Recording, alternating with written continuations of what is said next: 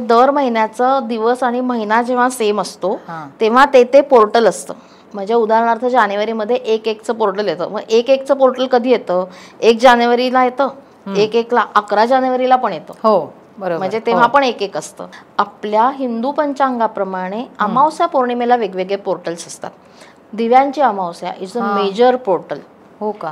की तेव्हा बऱ्याच गोष्टी तुमच्या मार्गी लागू शकतात. आपल्याकडे खूप वेळा असं अमावस्येला चांगलं म्हणत नाही, आपण फक्त दिवाळीची अमावस्याच प्रेशियस म्हणतो, लक्ष्मीपूजन वगैरे करतो. मग तू विचार कर, दर अमावस्येला जर का तू दिवाळीच्या अमावस्येच्या आधीच्या प्रत्येक अमावस्येला जर का लक्ष्मी प्राप्तीसाठीच एखादी गोष्ट मागत राहिलीस तर दिवाळीत कदाचित तुला लॉटरी लागेल.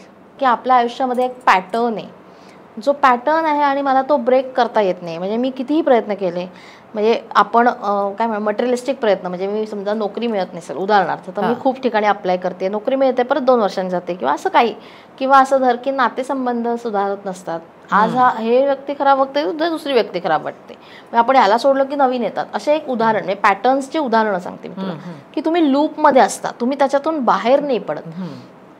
मग तेव्हा मला 2006ला जे काही इश्यूज होते तेव्हा असं वाटलं की ह्याचं उत्तर ना या जन्मात नक्की नाहीये, आत्ता हे माझ्याबरोबर का होतंय. बरोबर. आणि ह्याचं उत्तर इथे आत्ता आजूबाजूच्या घटनांमध्ये नाहीये, परिस्थितीमध्ये नाहीये, मी जे वागते त्याच्यामध्ये नाहीये. मग ह्याची उत्तरं कुठे आहेत? आणि मग मला सतत वाटायचं की ह्याचं उत्तर मला पास्ट लाईफमध्ये मिळेल. रेकी निर्जीव वस्तूंवर देता येते. म्हणजे मी माझ्या घराच्या भिंतींना रेकी देऊन प्रवास केलेत की माझं घर प्रोटेक्टेड राहू दे मी नसताना. म्हणजे मी हे लॉक करते पूर्ण गोष्टी आणि मग मी बाहेर पडते. आपण फिजिकल लॉक करणं ही वेगळी गोष्ट, तरी पण चोरे दरोडे होतातच ना सगळीकडे. म्हणजे तर मी जेव्हा खूप महिन्यांसाठी प्रवास करते, खूप दिवसांसाठी बाहेर जाते, सिमिलरली मी जेव्हा प्रवासात असते तेव्हा माझा प्रवास सुखरूप व्हावा ह्याच्यासाठी पण मी वेगवेगळ्या पद्धतीच्या म्हणजे मी रेकी घेते. मग त्या वाहनाला रेकी देईन मी. अचानक मी वाहन बदललंय तर माझं रेग्युलर वाहन नसेल तर मी त्याच्यासाठी पण रेकी देऊ शकते.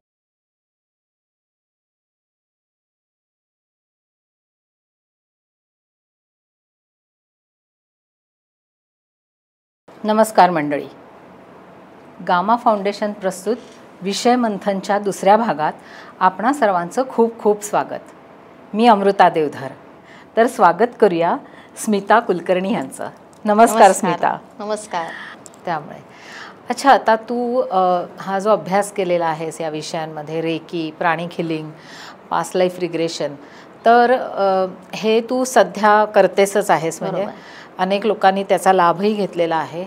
तर त्याविषयी सांग ना, म्हणजे एखादा उदाहरण असं काही आहे का की पास्ट लाईफचं म्हणा, किंवा प्राणिक हिलिंग म्हणजे ॲक्च्युली काय आहे? ओके, प्राणिक हिलिंग म्हणजे प्राणशक्ती आणि त्याचं हिलिंग. म्हणजे हे जे तू ऑरा आणि शक्ती असं म्हटली ना, म्हणजे प्राणिक हिलिंगमध्ये ॲक्च्युली आपण त्या सगळं क्लीन करतो, एनर्जीज काढतो, टाकतो, आणि मग वेगवेगळ्या थेरपीजनी वेगवेगळ्या लाईट एनर्जी, लाईटच्या फ्रिक्वेन्सीज वेगळ्या असतात. म्हणजे त्या फ्रिक्वेन्सीनी तुम्हाला ते लाईटचे चॅनलाइज केले जातात एनर्जी, आणि तुम्हाला त्या एनर्जीनी हील केलं जातं. आणि ही पूर्ण बॉडी अख्खी त्याने आपण हील करू शकतो. मग ही प्राण्यांची बॉडी हील करता येते, माणसांची बॉडी हील करता येते, सजीव, बेसिकली सजीव सगळ्यांची, झाडांना प्राणिक हिलिंग देता येतं. म्हणजे हे सगळं जिथे जिथे प्राणशक्ती आहे तिथे तिथे तुम्ही हे सगळं करू शकता. आणि हे ॲक्च्युली तुम्ही, म्हणजे आता समजा मी हिलिंग कोणाला देत असेल तर मला माझ्या हाताला त्या एनर्जीज वेगळ्या जाणवतात की हे काय डिस्टर्ब आहे, आणि हे प्रॅक्टिसने जास्त कळायला लागतं. म्हणजे आता मी 2 लोकांना केलं तर मला पटकन लक्षात येणार नाही, पण मला जरी लक्षात नाही आलं तरी ते प्रोसेसनी ते काम झालेलं असतं. म्हणजे त्यामुळे म्हटलं की ते एनर्जी डिवाइन असते, त्यामुळे ते एनर्जी ते काम करत असते. पहिल्या वर्षी मी जेव्हा, किंवा पहिल्या 2 दिवसांमध्ये मी जेव्हा शिकले असेल तेव्हा माझ्या हातांना त्या एनर्जी डिफरन्शिएट करता येत नाही, जाणवतात नक्की, पण त्या डिफरन्शिएट नाही करता येत की ह्याला कदाचित हा त्रास असेल. आता over a period of time असं म्हणेन मी की म्हणजे मी जर समजा समोरची व्यक्ती सांगते की माझं डोकं खूप दुखतंय, आणि मग मला हिलिंग देताना जाणवतं की नाही ह्याच्या पायाला पण काहीतरी होतंय किंवा पोटात पण काहीतरी होतंय, असं जाणवायला लागतं, कारण तुमच्या हाताच्या एनर्जीज बदललेल्या असतात. अर्थात तुम्ही दरवेळेला ते क्रॉस चेक करत नाही, तुम्हाला जाणवते नाही ते खराब आहे, मग तुम्ही तिथे दुरुस्त करायला हिलिंग देता, असं पण असतं. सिमिलरली म्हणजे हा प्राणिक हिलिंगचा प्रश्न. आता प्राणिक हिलिंगमध्ये असं असतं की इथे जसं म्हटलं की सगळीकडे एनर्जीज आहेतच डिवाइन, त्या चॅनलाइज करायच्या असतात. त्या चॅनलाइज करताना मी ॲज अ व्यक्ती माध्यम असते ज्यांनी प्राणिक हिलिंग शिकलेलं आहे त्या, आणि त्या एनर्जीज चॅनलाइज करताना आपण माध्यम म्हणून काम करतो. म्हणजे मी माझ्याकडचं काही देत नाही, मी युनिव्हर्सकडनंच शक्ती घेते आणि तीच तुम्हाला देते. फक्त त्या चॅनलाइज करताना आता समजा मला एखाद्या व्यक्तीला व्हाईट लाईट द्यायचं तर व्हाईट लाईटने हिलिंग करायचं, तर मी तो इंटेन्शननी व्हाईट लाईट कन्वर्ट करून देते. किंवा मग आपण असं म्हणूया मी वेगळ्या वेगळ्या फ्रिक्वेन्सीच्या लाईट्स असतात, ग्रीन लाईट असेल, ब्लू लाईट असेल, किंवा क्लीन करताना वेगळ्या लाईट्स वापरल्या जातात. त्याप्रमाणे म्हणजे ऑरा क्लिनिंगसाठी पण किंवा प्राणिक हिलिंगच्या आधी जे क्लिनिंग करायचं असतं आपण त्याच्यातही आपण वेगवेगळ्या लाईट्सच्या फ्रिक्वेन्सीज वापरतो. म्हणजे त्या मी इंटेन्शनमधून युनिव्हर्समधून घेऊन त्या वापरते. अच्छा, पण मी तुला थोडंसं इंटरप्ट करते. लाईट्स म्हणजे हे जे वेगवेगळे कलर्स आहेत ना, आपल्याला आता समजा हा व्हाईट लाईट दिसतोय, तर व्हाईट लाईटला वेगळा स्पेक्ट्रम आहे पूर्ण 7 कलर्सचा मिळून व्हाईट लाईट बनतो. तसं ब्लू लाईटची एक फ्रिक्वेन्सी असते, त्यामुळे त्याची एक वेगळी कारणं असतात. ब्लू लाईट कधी वापरायचं तर एक वेगळं असतं, ग्रीन लाईट कधी वापरायचा वेगळं असतं, गोल्डन लाईट कधी वापरायचा, व्हाईट लाईट कधी वापरायचा. त्याच्या प्रत्येक लाईट्सच्या एक वेगवेगळ्या थेरपी आहेत किंवा थेरपीजमध्ये त्या वेगळ्या वेगळ्या लाईट्स वापरून थेरपी करायची असते. अच्छा, म्हणजे तुला असं म्हणायचं की प्रत्येक वेगवेगळ्या रोगांवर किंवा वेगवेगळ्या मानसिकता जी बरोबर करायची असते करेक्शन, त्याच्यासाठी ही लाईट्सचं तुझं प्रयोजन असतं, तुझं म्हणणं आहे. अच्छा, ओके. हां, म्हणजे वेगळ्या आजारांसाठी किंवा वेगळ्या एखादी गोष्ट वेगळी झाली तर त्याच्यासाठी, म्हणजे उदाहरणार्थ एखाद्याला खूप जखम झाली तर त्याला ते हील करताना एक वेगळी फ्रिक्वेन्सी वापरायची असते. एखाद्याला मुका मार लागलाय तर त्याला हील करताना वेगळी फ्रिक्वेन्सी वापरायची असते. अच्छा अच्छा, असं त्याप्रमाणे ते लाईट्सचे हे बदलतात. आता हे काय, इथे आजूबाजूला सगळं ते अवेलेबल आहे, म्हणजे युनिव्हर्समध्ये ते सगळं अवेलेबल आहे. मी फक्त ते चॅनलाइज करते की ह्या व्यक्तीला आता ह्या फ्रिक्वेन्सीनी हे इथे जावं असं. म्हणजे मी माध्यम आहे याच्यासाठी. कळलं. रेकीमध्ये काय असतं ना, म्हणजे मी जरी रेकी करताना सुद्धा माध्यम असले ना, तरी रेकीला एक स्वतःची प्रज्ञा आहे. म्हणजे it has her own wisdom. Pragya म्हणते बरं का मी म्हटलं की आता अमृतांना मॅडमना रेकी द्यायची आहे आणि समजा अमृताला रेकी देताना आपण डोकेदुखीसाठी रेकी देतोय. अमृताने मला फक्त डोकेदुखी सांगितली, मी रेकी देताना डोकेदुखीसाठी रेकी द्यायला लागलं, तर रेकीला माहिती आहे हे रेकीला ऍक्च्युली डायग्नोस होतं की हे डोकं ऍसिडिटीमुळे दुखतंय का तिने खूप विचार केलाय म्हणून दुखतंय. तिथे मला माझं असं इनपुट काही द्यावं लागत नाही. मला फक्त माझी जी काही रेग्युलर प्रोसेस आहे त्या एनर्जी चॅनलाइज करायला त्या द्यावी लागतात. बरोबर आहे. अगेन त्यामुळे रेकी निर्जीव वस्तूंवर देता येते. म्हणजे मी माझ्या घराच्या भिंतींना रेकी देऊन प्रवास केलेत की माझं घर प्रोटेक्टेड राहू दे मी नसताना. म्हणजे मी हे लॉक करते पूर्ण गोष्टी आणि मग मी बाहेर पडते. आपण फिजिकल लॉक करणं ही वेगळी गोष्ट, तरी पण चोरे दरोडे होतातच ना सगळीकडे. म्हणजे तर मी जेव्हा खूप महिन्यांसाठी प्रवास करते, खूप दिवसांसाठी बाहेर जाते, सिमिलरली मी जेव्हा प्रवासात असते तेव्हा माझा प्रवास सुखरूप व्हावा ह्याच्यासाठी पण मी वेगवेगळ्या पद्धतीच्या म्हणजे मी रेकी घेते. मग त्या वाहनाला रेकी देईन मी अचानक मी वाहन बदललंय तर माझं रेग्युलर वाहन नसेल तर मी त्याच्यासाठी पण रेकी देऊ शकते. तर हा एक वेगळा फरक आहे रेकी मधला आणि प्राणिक हिलिंग मधला. म्हणजे इकडे फक्त सजीव सगळ्यांना देता येतं, इकडे तुम्ही बऱ्याच गोष्टी निर्जीव असतात त्यालाही म्हणू शकतो आपण देता येतं. म्हणजे मी मनी प्रॉब्लेम सॉल्व्हिंग साठी रेकी दिलेली आहे. माझं स्वतःचं म्हणजे जसं म्हणेन की काही गोष्टी अशा होत्या ज्या मटेरियलिस्टिक गोष्टी होत्या त्याला पण रेकी दे. म्हणजे मी मायक्रोवेव्ह सकाळी सकाळी चालत नसेल तर मायक्रोवेव्हला रेकी दिलेली आहे. अरे हो, अच्छा. खूप गडबडीची वेळ आहे, 4 बर्नरची शेगडी एंगेज आहे आणि आता मायक्रोवेव्ह सकाळी अचानकच म्हणजे विथ नो गुड रिझन तो अचानक बंद पडला. अच्छा, त्याला रेकी दिली आणि तो चालू होतो. अच्छा, असा चालू झालाय. अरे वा, चालू झालाय. म्हणजे मी असं सांगते की असे पण असतात गोष्टी की ज्याच्यात तुम्ही जसं मी म्हणलं मी प्राणिक हिलिंग मध्ये म्हणजे काय रेकीमध्ये रेकीला विजडम असतं, पण रेकीमध्ये मला स्वतःला असं वाटलं म्हणजे प्रत्येक वेळेला तेव्हा रेकी खूप लोकांना माहीत नव्हती. म्हणजे मी कोविडमध्ये जवळपास 500 लोकांना हिलिंग दिलेलं आहे, प्राणिक हिलिंग. आणि हे मी खूप असं पब्लिकली कुठेही अनाऊन्स केलेलं नव्हतं की मी हिलर म्हणून प्रॅक्टिस करते. समजा तुला माहिती आहे मला हिलिंग येतं, अजून दोघांना माहिती आहे, मग तू अजून यांना सांगते, असं करत ते माउथ पब्लिसिटीने असं ते केलं पोचलं होतं. आणि ह्या सगळ्यांना हिलिंग देते एवढंच माहिती होतं. आणि प्राणिकच्या मागे हिलिंग हा शब्द आहे, रेकी हिलिंग फार माहित नाही. रेकी नुसतं रेकीच म्हणून ऐकलं जातं, त्यामुळे पण बऱ्याच लोकांचं तेव्हा असं होतं की नाही आम्हाला प्राणिक हिलिंग असते. मग त्यांना प्राणिक हिलिंग दिलेलं आहे आणि टचवूड म्हणजे खूप लोक खूप चांगल्या पद्धतीने त्याच्यातून बाहेर आलेले आहेत. कारण म्हणजे रेकी खूप छान माध्यम आहे असं मी म्हणेन. सिमिलर प्राणिक हिलिंग पण छान माध्यम आहे. प्रत्येकाचे काही लिमिटेशन्स आहेत. त्याच्यातलं जसं म्हटलं की प्राणिक हिलिंग मी सजीव वस्तूंवरती वापरते. बरोबर. आणि रेकीमध्ये आपण आणि हिलिंग हा प्राणिक बरोबर आलेला शब्द आहे, त्यामुळे बऱ्याच जणांना हिलिंग म्हणजे फक्त प्राणिक हिलिंग असंही जनसामान्यांमध्ये माहिती होतं किंवा रेकीमधनं हिलिंग होतं असं खूप आता ते जरा प्रचलित झालंय. देवाच्या कृपेने मी माध्यम होते असं म्हणेन आणि मग त्याचा बराच उपयोग झाला. आणि जसं मी म्हटलं की ह्या सगळ्या गोष्टी शिकण्यामागचं एक कारण पण असं होतं की मी समाजाचं काहीतरी देणं लागते आणि मग मी ते देत राहावं आणि ते भरभरून आपल्याकडे फ्री आहे. म्हणजे मी खरं सांगते, we are just a medium. युनिव्हर्समध्ये ती एनर्जी आहे, बरोबर. मग आपण ती द्यायची फक्त समोरच्याला माहीत करून, आपण तो अभ्यास करून आपण ते द्यायचं. त्यामुळे तेवढं माध्यम म्हणून आपण काम नक्कीच करावं असं वाटतं मला, म्हणून मी ते करत होते. आता पास्ट लाईफ बद्दल जसं तू विचारशील, म्हणजे वन मोर बिगेस्ट मॉडॅलिटी आत्ता जी चालू आहे, खूप ठिकाणी तुला दिसेल सोशल मीडियावरती वगैरे की पास्ट लाईफ रिग्रेशन 1 दिवसाची का 2 दिवसाची का वॉट एव्हर, जे काय 3 तासात तुम्हाला पास्ट लाईफ करून देतो, हिप्नोथेरपीने पास्ट लाईफ करतो. मला माझ्या आयुष्यात सगळ्यात पहिल्यांदा पास्ट लाईफ करावं असं वाटलं, दॅट वॉज इयर 2006. आणि म्हणजे मला असं लक्षात आलं की आपल्या आयुष्यामध्ये एक पॅटर्न आहे, जो पॅटर्न आहे आणि मला तो ब्रेक करता येत नाही. म्हणजे मी कितीही प्रयत्न केले, म्हणजे आपण काय म्हणू मटेरियलिस्टिक प्रयत्न, म्हणजे मी समजा नोकरी मिळत नसेल उदाहरणार्थ, तर मी खूप ठिकाणी अप्लाय करते, नोकरी मिळते, परत 2 वर्षांनी जाते किंवा असं काही, किंवा असं धर की नातेसंबंध सुधारत नसतात.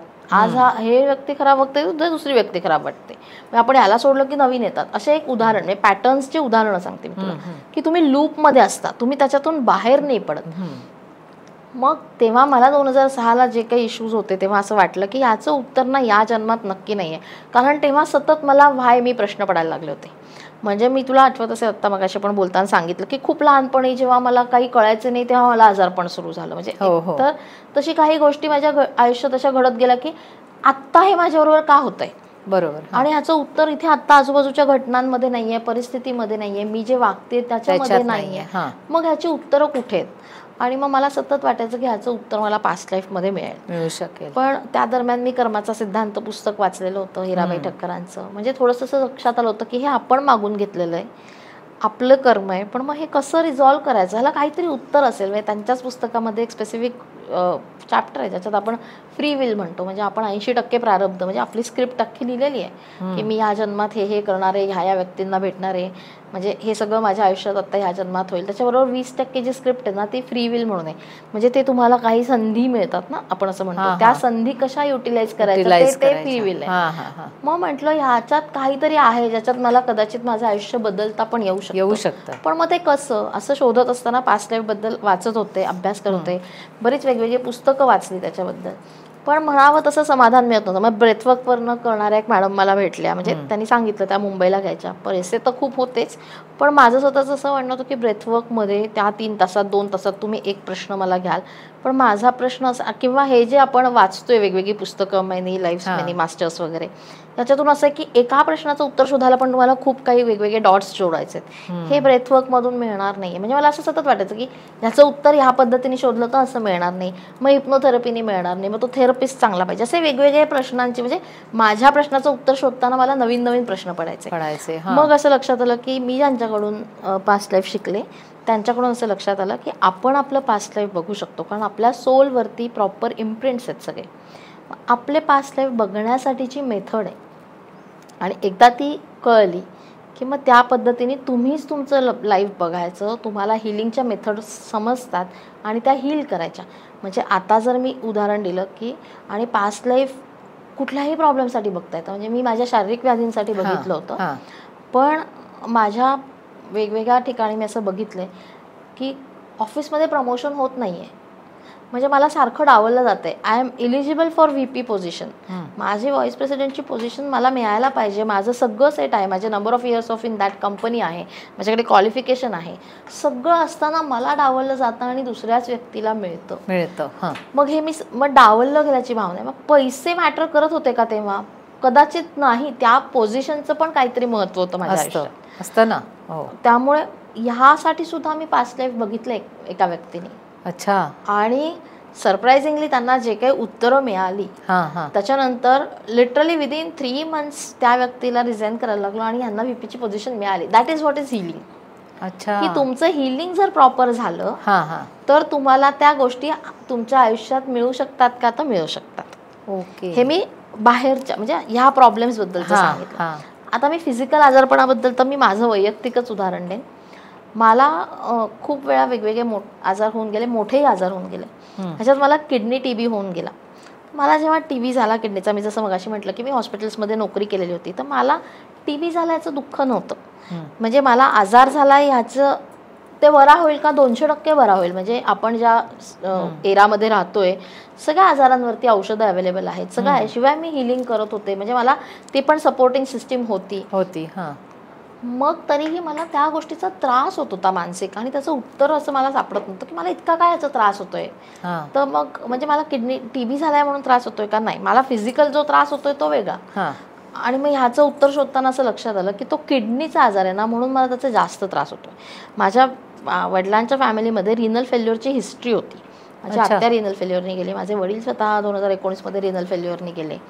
आणि मग मला असं झालं, जर हा अवयव एवढ्या मोठ्या इन्फेक्शनने खराब होणार असेल तर मग आपलं पुढे काय, असं मला तेव्हा वाटलं. म्हणजे जेव्हा मला किडनी TB झाला तेव्हा, म्हणून मला त्याची भीती वाटते का असं. पण जेव्हा मी पास्ट लाईफ बघितलं तेव्हा मला असं लक्षात आलं की मी आईच्या पोटात असताना XYZ व्यक्तींच्या कम्युनिकेशनमध्ये असं आलं होतं की हल्ली बाळांना किडनी नसते असेही बाळं जन्माला आली आहेत, किंवा त्यांच्या परिचितच एक व्यक्ती तेव्हा डिलिव्हरी झालेली अशी आली होती की ज्या बाळाला एकच किडनी होती. क्षय, मराठीमध्ये TBला क्षयरोग म्हणतात. क्षय म्हणजे कमी असणं. ती जी भावना होती ना, म्हणजे ते ऐकलेलं आजूबाजूच्या लोकांनी. म्हणजे हे आईच्या पोटात जेव्हा बाळ असतं तेव्हा त्या बाळाला अपपर भाव नसतो, जे सगळं घडतंय ते सगळं माझं आहे असं म्हणून ते बाळ सगळं ते घेत राहतं. त्या व्यक्तीचं जे काही बोलणं झालेलं आहे ते माझं आहे असं धरलं मी, आणि मग मला किडनीचा क्षय आहे आणि म्हणून मला किडनी TB झाला. हे एका प्रश्नाचं उत्तर वेगळाच काही बघताना मला पास्ट लाईफ मध्ये सापडलं. आणि म्हणून तो किडनी TB झाला. अगेन माझी पाठ खूप दुखत होती. 2023च्या एका आजारपणानंतर मला ऍक्च्युली नोकरी सोडायला लागली, कारण मला सलग 5 तास काय 4 तासही बसता येईना. म्हणजे इतकी प्रचंड झोप यायची, इतकी प्रचंड पाठ दुखायची. पाठ दुखणं आणि झोप हे जे कनेक्शन होतं ना ते मला ब्रेकच करता येईना. आणि झोप आपण म्हणतो की is a near death experience. तुम्हाला जर एखाद्या गोष्टीची भीती वाटत असेल किंवा तुम्हाला जर एक मृत्यू अनुभवायचा असेल तर तुमचं शरीर सतत झोपेचा मार्ग अवलंबतं. आणि मग माझ्या बाबतीत तेव्हा तर मी शिकलेली होते, प्रॅक्टिस करत होते, मग मला ते उत्तर शोधायचं होतं. पण एक काळ जावा लागतो, म्हणजे खूप दिवस ताप आल्यामुळे वगैरे तो जे काही विकनेस होता, आणि ती असं म्हणूया की त्याच्यासाठी पण तुमची वेळ यावी लागते. त्याच्या पुढच्या जेव्हा केव्हा मी ते परत एकदा हिलिंग करायला म्हणून, म्हणजे मेडिकल डॉक्टर हे चालू असताना जेव्हा मी पाठदुखीसाठी स्पेसिफिक जेव्हा माझं बघितलं, हे मी तुला सांगते मार्च 2023चं.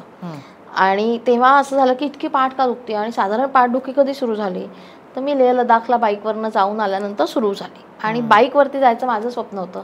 तेव्हा तिकडे जेव्हा पाठदुखी सुरू झाली ना तेव्हा मला वाटलं आपण खूपच ऑफ रोड ड्रायव्हिंग आहे तिकडे, आणि मी स्वतः बाईक चालवत होते म्हणून पाठ दुखत असेल. मग इकडे आल्यानंतर परत आपलं रुटीन, आपण इतकं काही लक्ष नाही दिलंय असं म्हणून पाठ दुखते. तसं नव्हतं ते. चंदीगडला जेव्हा मी परतीच्या प्रवासात जेव्हा मी चंदीगडला गेले होते, जालियनवाला बागमध्ये मी जाऊ नाही शकले. म्हणजे मी तो बाहेर एक म्युरल आहे तिथे वेगवेगळ्या व्यक्तींचा असा, तिथे सुद्धा मी 2 मिनिटही थांबू नाही शकले. माझ्याबरोबर अजून 2 माझ्या मुलाचे मित्र होते, त्यांना ते बघायचंच होतं. आणि मी तिथे इतकं घडघड रडायला लागलं. म्हटलं हे तर बघायचंच नाही. बघ आत्ता सांगता नाही माझ्या छातीचं धडधड व्हायला लागलं की नाही मला जायचंच नाही आतमध्ये. म्हणजे तिथे असं का झालं याचं उत्तर नाही कळलं. तशीच रडत मी ते बघितलंच नाही, तशीच परत आले. ह्या म्हणजे पास्ट लाईफमध्ये मला असं दिसलं मी जालियनवाला बागेमध्ये मेली आहे शूटआउटमध्ये. तिथे माझ्या पाठीवरनं पाय देऊन अनेक लोक चिरडून गेले. आणि त्या सगळ्या जाणीवा त्या सोलवरच्या होत्या, त्यामुळे मी तिथे रडले. तिथे मला आज जायची भीती वाटतेय. म्हणजे माझी मानसिक तयारी नाही आज जायची. आणि हे सगळं करून आल्यानंतर काही महिन्यात ते मी हील नव्हतं केलं, ते तसंच ओपन थ्रेड होतं. ते सतत मला त्रास देत होतं. म्हणजे आज मी जेव्हा पास्ट लाईफ बघायच्या आधी अक्षरशः असं हसले होते माझ्या घरचे की आता तू 2 तास सरळ जेवण झाल्यानंतर जागी नाही राहत आणि तू आता हे करणार आहे, ठीक आहे कर म्हणे. त्या दिवशी मी पूर्ण 10 ते 5 बसले, प्रॉपर व्यवस्थित सगळं केलं, जसं बघितलं तसं हील केलं. म्हणजे ते हिलिंग जर प्रॉपर झालं तर ते इतकं प्रॉपर होतं की ते आजार समूळ नष्ट होतो.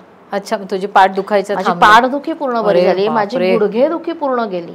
2013ला माझा ऍक्सिडेंट झाल्यानंतर माझे दोन्ही गुडघे प्रचंड डॅमेज झाले होते. आणि त्याच्यानंतर मी परिक्रमा आईने माझ्याकडनं करून घेतले. त्याच्यानंतर मी गिरनार चढउतार केलाय.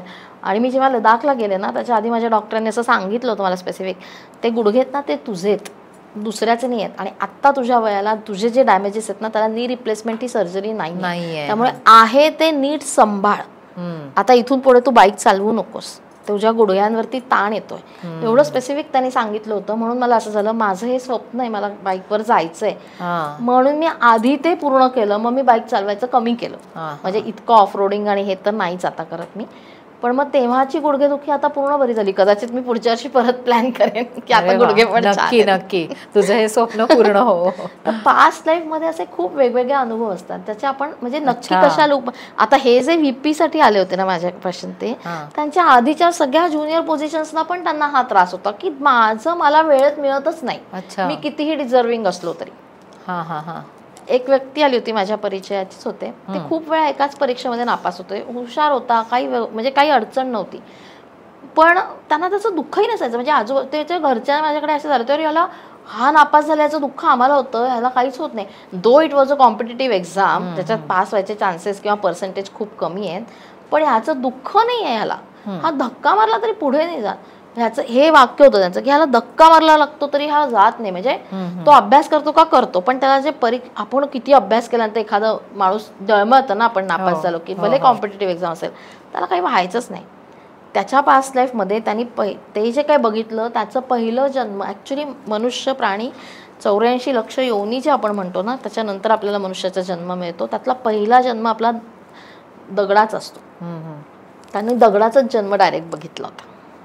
म्हणजे ही वॉज ॲक्च्युली पाषाण होता, तिथून त्याचे जन्म त्याला दिसले, तिथून आलेलं ते होतं, इतकं जुनं होतं ते. त्यामुळे पास्ट लाईफमध्ये कुठला जन्म कधी असेल असं काही सांगता येत नाही. म्हणजे फक्त हाच मागचाच पास्ट लाईफ आहे का, नाही, त्याच्या खूप आधीचे पण काही असू शकतात आणि ते वेगवेगळे असतात. आणि त्याच्यासाठी म्हणून मी म्हणते की आपण बघावं, आपण प्रयत्न करावा आणि आपण हील करावं. थेरपिस्टकडे जाऊन थेरपी शिकून, थेरपिस्टच्या लिमिटेड एक्सपोजरप्रमाणे तो जे सांगेल असं माझी धारणा होती. त्यामुळे मी या पद्धतीचं पास्ट लाईफ शिकले आणि आता त्याच्यावरतीच माझ्यासाठी तर काम करतेच आहे, पण बाकीच्यांनाही त्याची मदत होते. बरोबर आहे. मॅनिफेस्टेशन हा हल्ली एक शब्द खूप ऐकायला येतो, तर तो जरा त्याविषयी थोडंसं सांगशील का, आणि तू काही त्याच्यात काम करतेस का? नक्की. मॅनिफेस्टेशन या शब्दाचा अगदी सरळ सामान्य व्यक्तीला समजेल असा अर्थ काय आहे, तर उघड्या डोळ्यांनी स्वप्न बघायची आणि उघड्या डोळ्यांनी ती प्रयत्नपूर्वक पूर्ण करायची. म्हणजे स्वप्न बघायचे म्हणजे काय, आपल्या प्रत्येकाच्या आयुष्यात काही ना काही गोल्स असतात, आपल्याला अचीव करायचे असतात, आणि ते अचीव करण्यासाठी आपण काय करतो, तर आपल्या हातात जे आहेत ते सगळे प्रयत्न करतो. मग मॅनिफेस्टेशन म्हणजे काय, तर हेच असतं. पण आपण प्रयत्न करत असताना आपण युनिव्हर्सल एनर्जीज कशा वापरायच्या, कुठल्या कुठल्या वेळेला त्या युनिव्हर्सल एनर्जीज कशा काम करतात, त्याला मॅनिफेस्टेशन टेक्निक्स म्हणतात वेगवेगळे. मग कधी तुम्ही व्हिज्युअलायझेशन करा, कधी तुम्ही पेन पेपरवरती लिहा, किंवा कधी तुम्ही एखादी गोष्ट असं म्हणेन की पोर्टल्स असतात वेगवेगळे एनर्जीचे. आता 7/7ला आपण हे जून महिन्यात समजा रेकॉर्ड करतोय, तर जुलैमध्ये 7 जुलैचं पोर्टल असतं, 7/7/7. आत्ता 30 तारखेला येणारं पोर्टल आहे 369चं एक पोर्टल असतं, ज्याला निकोला टेस्ला पोर्टल म्हणतात. ह्यावर्षी तो युनिव्हर्सनी दिलेला मोठा संधी आहे. म्हणजे ते महिना तारीख आणि आपलं 2025चं वर्ष 9 असं. असा तो 369चा पोर्टल असतो. त्या एनर्जीजला तुम्ही तो जर का विचार दिलात त्या दिवशी, तर तो 90 दिवसांमध्ये त्या ड्युरेशनमध्ये ते पूर्ण करायचा प्रयत्न केला जातो. समजा एखादं स्वप्न असतं जे 90 दिवसात नाहीच पूर्ण होणार आहे, म्हणजे मला घर बांधायचंय, ते 3 महिन्यात बांधून नाही होणार ना, जागा शोधणं बांधणं, तर पण 90 दिवसाची जर का मी ती सायकल पूर्ण केली, तर तो युनिव्हर्समध्ये तो विचार गेलेला असतो. युनिव्हर्स त्याला तुम्हाला सगळे मदत करते. मग तुम्ही फक्त स्वतःवर शंका घेऊ नका की हे कसं होईल. म्हणजे अगदी साधं उदाहरण द्यायचं झालं तर मी स्वतः केदारनाथला 2021ला ऑक्टोबरमध्ये माझ्या मॅनिफेस्टेशन टेक्निक्स वापरून, म्हणजे मॅनिफेस्टेशनच्या कृपेने गेले असं मी म्हणेन, त्या टेक्निक वापरून गेले. म्हणजे मला कोविड झाला होता सेकंड वेव्हमध्ये, माझे लंग्स 70% डॅमेज होते, मला कैलासला जायची इच्छा आहे, अजूनही आहे, बघू भगवंत बोलवेल तेव्हा, पण मग केदारनाथ तरी करूया. आणि तेव्हा असं होते की ॲक्च्युली 250 लोकच दर दिवशी फक्त केदारनाथला अलाउड होती. त्या वेबसाईट सगळ्या फुल होत्या आणि सगळे ऑलरेडी, म्हणजे मी हे ऑक्टोबर महिन्यातलंच सांगते तुला. 5 ऑक्टोबरला जेव्हा मी चौकशी केली की, आणि 29 ऑक्टोबरला का 27 ऑक्टोबरला त्या वर्षी कपाटं बंद होणार होती, आणि मी 5 ऑक्टोबरला माहीत नाही का मला असं झालं नाही, मग आजपासून मॅनिफेस्टेशन सुरू करणार आणि मला जायचंच आहे. मी 20 ऑक्टोबरला इथून प्रवास सुरू केला, मी 24 ऑक्टोबरला केदारनाथला पोचलेली होते.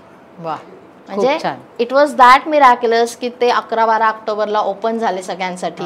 मला मग तिकीट्स मिळाले, जे पण असेल ते. म्हणजे ते परमेश्वराची कृपा असते. तुमचं जेवढा थॉट जेन्युन आहे, तुमच्या त्याबद्दलच्या भावना किती स्ट्रॉंग आहे. म्हणजे मला नुसतंच म्हणते मी मला घर बांधायचंय, पण मी असं म्हणूया की मी स्वतःवरतीच 100 वेळा शंका घेते की काय माहिती मला जमेल का, मला होईल का. मग ते होणार नाही. तुमची तेवढी जेन्युन इच्छा पाहिजे, तेवढी लॉयल पाहिजे आणि तेवढी तीव्र असेल ना. म्हणून म्हटलं दिवसा डोळ्या बघायची स्वप्न आणि ती तुम्ही मॅनिफेस्टेशन म्हणून कशी पूर्ण करायची, तर एनर्जीज वेगवेगळ्या कशा चॅनलाइज करायच्या. आपण प्रयत्न करायचे सगळे, पण आपल्या हातात नसलेल्या पण बऱ्याच गोष्टी असतात. त्या ह्या एनर्जीज मधनं कशा मॅनेज करायचं, त्याला मॅनिफेस्टेशन टेक्निक्स म्हणतात. स्मिता, मला तुला एक छोटासा प्रश्न विचारायचा आहे. मॅनिफेस्टेशन हा जो विषय आहे त्याच्यात तू मगाशी एक शब्द वापरलास की पोर्टल. तर पोर्टल म्हणजे काय, आम्हाला थोडीशी माहिती दे ना त्याची. पोर्टल म्हणजे बेसिकली गेटवे. गेटवे कशासाठी असतं, आता समजा आपण म्हणूया की आपल्याला या दरवाज्यातनं बाहेर जायचं आहे आणि आपण दोघे एकत्र जायला लागलो तर आपण अडकणार आहे ना. हेच दरवाजा मोठा असेल तर एका वेळेला 2 नाही 4 लोक जाऊ शकतात. तसं जेव्हा पोर्टल पोर्टल अशी गोष्ट आहे, जेव्हा तुम्ही कितीही मोठे विचार द्या ते पास होणार, ते युनिव्हर्समध्ये पोहोचणार. आणि ह्याला गेटवेज म्हणतात वेगवेगळे. आता हे प्रत्येक वर्षी इंग्रजी कॅलेंडर प्रमाणे प्रत्येक वर्षी वेगवेगळे पोर्टल येत असतात. म्हणजे दर महिन्याचं दिवस आणि महिना जेव्हा सेम असतो तेव्हा ते पोर्टल असतं.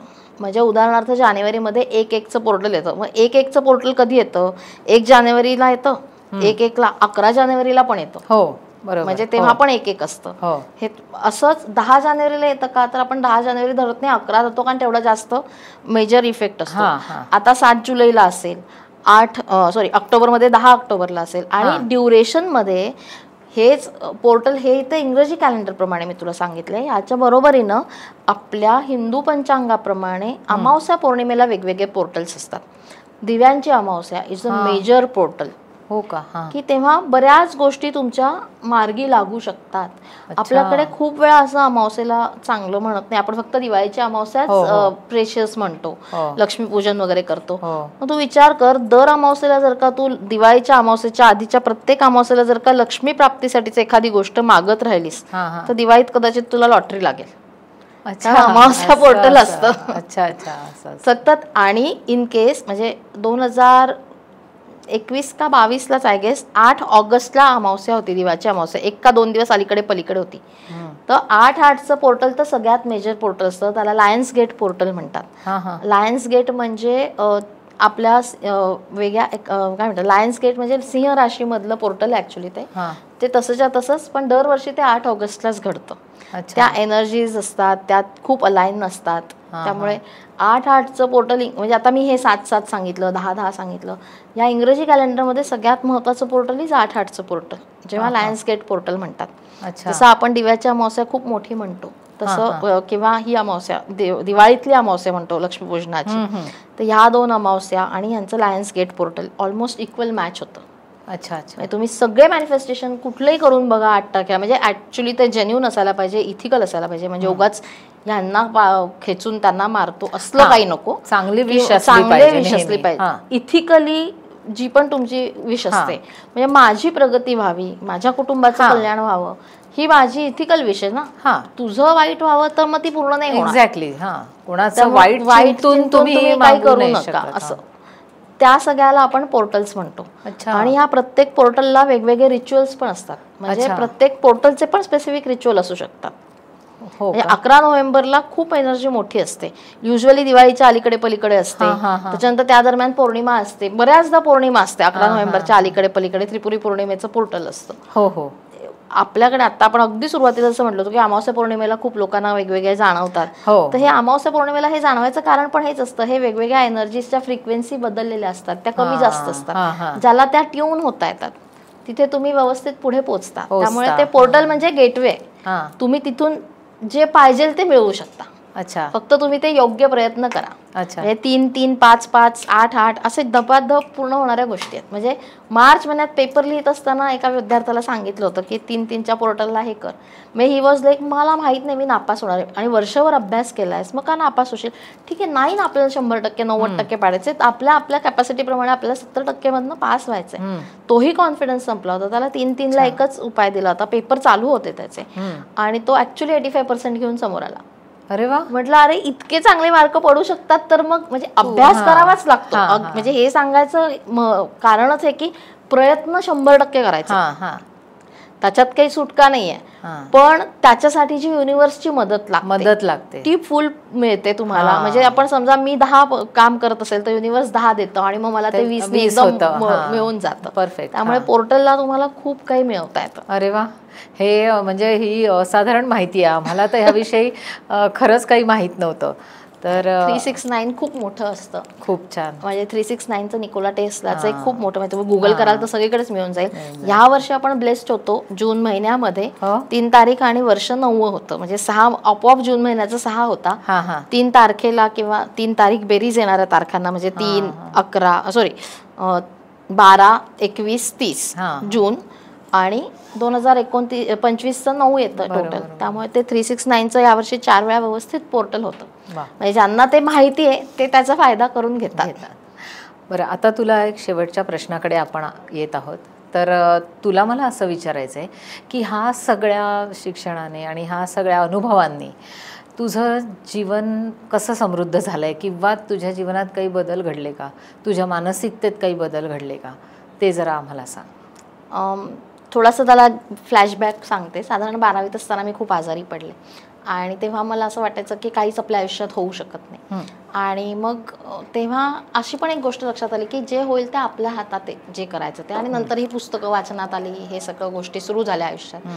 तेव्हा असं लक्षात आलं की आपल्याला जो फ्री विलचा चॉईस आहे ना त्याच्यावरती आपण ठरवू शकतो आपलं आयुष्य कसं पुढे न्यायचं. रडत न्यायचंय का आहे त्या परिस्थितीत चांगलं काही घडतंय का आपल्या आयुष्यात ते बघायचंय. सगळ्यात मोठं म्हणजे मी असं म्हणेन की परिक्रमेतनं मी काय शिकले तर शरणागती शिकले. म्हणजे तोपर्यंत मी शरणागती नव्हती का माझ्याकडे, तर मी असं म्हणेन की पार्शल असायची. म्हणजे कधी मी शरणागत असायचे, कधी मी म्हणायचे हे माझ्या मनाप्रमाणेच व्हायला पाहिजे असं. एखादी गोष्ट आता माझ्या मनाप्रमाणे नाही झाली ना तर मला त्रास नाही होत त्या गोष्टीचा. दुःख होतं का, मी माणूस आहे, मग मला वाईट वाटतं, दुःख होतं, सगळं होतं, पण त्या गोष्टीचा तर मला त्रास नाही होत. कारण मला माहिती आहे की हे जर आत्ता माझ्या मनाप्रमाणे होत नाहीये ना तर हे माझ्या हायर गुडसाठी असेल किंवा माझ्यासाठी जे योग्य असेल ना ते पुढे जाऊन माझ्या समोर येईल. म्हणजे मी आता तुला बोलताना म्हटलं होतं की मला किडनी टीबी होऊन गेला, तर मग हे 2015 16 17 ही जी माझ्या आयुष्यातली वर्ष होती, 15 स्पेसिफिक म्हणजे 15 16 17 तर नोव्हेंबरमध्ये मी परिक्रमा उचलली, पण अप टू नोव्हेंबर पण मी म्हणेन की इतके सारे चॅलेंजेस की असं वाटायचं की माझी शारीरिक आर्थिक मानसिक सगळीकडनं मी कंगाल झाली आहे. म्हणजे आजारपणामुळे म्हणा असेल, अजून मानसिक खच्चीकरण, नोकरी सोडली, म्हणजे एकूणच म्हणजे मी अशी ट्रॅप्ड, काहीच नाही आहे माझ्या हातात. आणि जेव्हा मी परिक्रमेला चालत असताना मी जसं म्हटलं आपण म्हणजे एकटं असतो, चिंतन करतो, तेव्हा असं लक्षात आलं ह्या जर सगळ्या गोष्टी असत्या ना तर मी आता परिक्रमेमध्ये पोहोचले असते का. मग जोपर्यंत माझ्याकडनं या गोष्टी काढून घेतल्या जात नाही तोवर नवीन माझ्याकडे येणार नाही जे माझ्यासाठी योग्य आहे आणि ह्यातून माझी प्रगती होणार आहे. आपल्या प्रत्येकाचा ना म्हणजे तुझा काय माझा काय कुणाचाही आपला सोलचा एक प्रवास आहे, म्हणजे आपल्या आत्म्याचा एक प्रवास आहे आणि तो प्रत्येक वेळेला एक हायर डायमेन्शनला जाण्यासाठी. म्हणजे आता समजा मी म्हणेन की मी 5वीत आहे किंवा मी 1लीत आहे तर मला 2रीत जायचंय, हे मी म्हणून नाही, मी हे स्मिता हे नाव आहे या देहाचं, पण हा जो आत्मा आहे ना त्याचं काहीतरी लर्निंग आहे, त्याला ते शिकायचंय म्हणून तो सगळा प्रपंच चालू आहे आजूबाजूचा. हे ज्या क्षणी जाणवलंय त्या क्षणी असं लक्षात आलंय की आपण शरणागती पत्करावी, आपल्याकडून जाणून बुजून काही चुकीचं घडू नये, कोणाचं वाईट घडू नये, प्रयत्न तरी करावा. कधी कधी कोणी दुखावलं जातं तर सगळ्या गोष्टी मान्य, पण आता आपण सगळ्यांना खुश नाही ठेवू शकत, पण तुमचं इंटेन्शन असं नाही पाहिजे की तुम्ही कोणाला हार्म करताय. बरोबर आहे. इतकं नक्की शिकले. त्याच्यानंतर शरणागती शिकले. म्हणजे जसं मी म्हटलं की जे होतंय ते माझ्या भल्यासाठी आणि रोज थँक्यू म्हणायचं. सकाळी उजाडल्यानंतर मी देवाला काय म्हणत असेल रोज की हां तुमच्या कृपेने आज हा दिवस उगवलाय आणि तुम्ही मला जसं दाखवाल तसं मार्गदर्शन द्याल तसं मी माझ्या बुद्धीने म्हणजे काया वाचा मनाने जे कार्य होईल ते तुमच्या प्रेरणेने होईल. झोपताना रोज हेच म्हणते की तुम्ही आज माझ्याकडून हे सगळं करून घेतलं त्याबद्दल धन्यवाद. मग आज हा प्रॉब्लेम आलाय, किंवा एखादा दिवस नसतो आपल्या मनासारखा घडणारा, तेव्हा पण रोज हेच म्हणायचं की हे तुमच्यामुळे तुमच्यासाठी घडलेले तुम्हाला अर्पण. तुम्ही बुद्धी दिली म्हणून मी भांडले किंवा तुम्ही बुद्धी दिली म्हणून मी रडले, काही असू शकतं. म्हणजे पण ती बुद्धी तुम्ही देणार आहात, त्यामुळे माझ्यासाठी योग्य ते तुमच्याकडे आहे. हा सगळ्यात मोठा बदल. आणि जसं मी म्हटलं की मला समाजासाठी काहीतरी द्यायचं आहे, त्यामुळे मी सतत वेगवेगळे मार्ग शोधत होते, त्याच्यात रेकी आणि हिलिंग आणि दुःख कमी करण्यासाठी किंवा असं म्हणूया की दुःख होण्याच्या पेन कमी करण्यासाठीचे प्रयत्न. मग ज्याला जे शक्य आहे तशी मदत माझ्यापर्यंत जे येतात त्यांना मी करते. हे एवढं सगळं आतापर्यंतच्या प्रवासात शिकलं की माझ्या स्वतःसाठी फक्त जगायचं नाहीये, तर आपण काहीतरी देणं लागतो. त्याप्रमाणे प्रयत्नपूर्वक म्हणजे कॉन्शियसली ते एफर्ट्स करावे लागतात. अरे बापरे, म्हणजे किती सुंदर माहिती आहे ही. आम्हाला म्हणजे खरंच या बऱ्याच गोष्टी ना माहितीच नसतात, जे आम्ही सामान्य लोक आहोत. पण तू एक विचारांची आमची दिशाच बदलवून टाकलीस असं मला वाटतंय. तर प्रेक्षक हो, गामा फाउंडेशन निर्मित विषय मंथनचा हा दुसरा भाग तुम्हाला जर खरंच आवडला असेल तर लाईक करा, शेअर करा आणि गामा फाउंडेशनच्या आमच्या चॅनलला सबस्क्राईब करा.